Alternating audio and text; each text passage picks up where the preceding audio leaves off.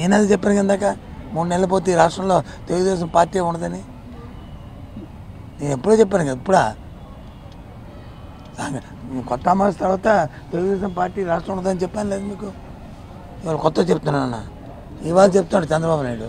నేను ఎప్పుడు నేను 6 నెలల కిందనే చెప్పాను మీకు, 6 నెలల కిందనే చెప్పాను మీకు. కొత్త అమావాస్య తర్వాత ఉగాది తర్వాత ఈ రాష్ట్రంలో తెలుగుదేశం పార్టీ ఉండదని, తుడిచిపెట్టిపోద్దని 6 నెలల ముందు చెప్పాను లేదా మీకు. మీ టీవీలో మీరు చూపెట్టారు లేదా చెప్పండి. ఇప్పుడు చెప్తున్నాడు చంద్రబాబు నాయుడు. అది చూసి చంద్రబాబు నాయుడు కూడా 175 సీట్లు వస్తాయని. ఏ సీట్ వస్తే అతని సీట్ దిక్కులేదు. అతను కుప్పం సీటుకే డోకా లేదు. ధైర్యంగా ఎంత ముందు చెప్పనండి.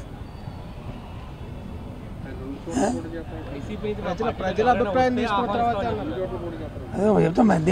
దేనికి చేస్తారు రెండు దగ్గర పోటీలు ఎందుకు చేస్తారు చెప్పండి.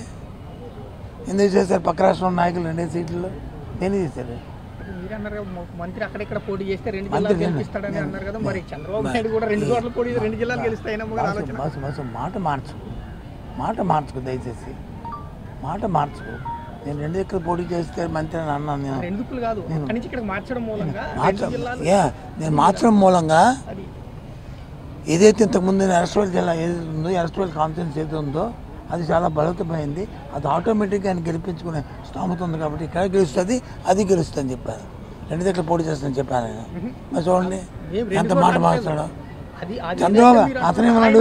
చంద్రబాబు నాయుడు 2 పోటీ ఎందుకు చేస్తాడంటే ఓడిపోతాడు కాబట్టి. 2 చోట్ల పోటీ 2 జిల్లాలు గెలుస్తామని పోటీ చేస్తాడేమో. 11 సెగ్మెంట్స్కి సంబంధించి ఎస్సీ సెగ్మెంట్లని బీసీలనే మార్చారు. పెద్దిరెడ్డి లేకపోతే బాలని ఇలాంటిది కాదమ్మా ఏం మాట్లాడతారో నాకు అర్థం అవట్లేదమ్మా. 11 సీట్లు ఎవరికి సీట్లు ఇవ్వదో చెప్పండి పని. నేనంటే పేరు చెప్పను కానీ బాగోదు, కానీ నా నోడుతాను నా సోదరులు అందరూ. ఎవరికి చెప్పు? గాజువాక అండ్ మంగళి. అక్కడ ఎవరికి ఇచ్చారు సీట్లు?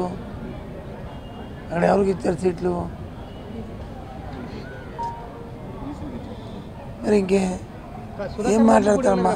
మేబీ అందుకే ఆ అమ్మాయి అయితే నేను ఎత్తాను ఆ విషయం.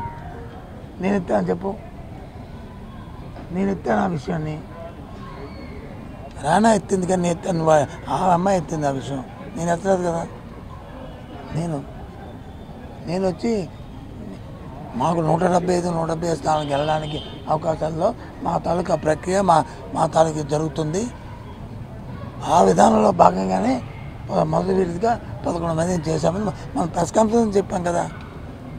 నెక్స్ట్ లిస్ట్ ఎప్పుడు ఉంటుంది సార్? వెయిట్ చేయి, ఇవాళ ప్రెస్ కాన్ఫరెన్స్ పెడతాం చెప్తాం కదా.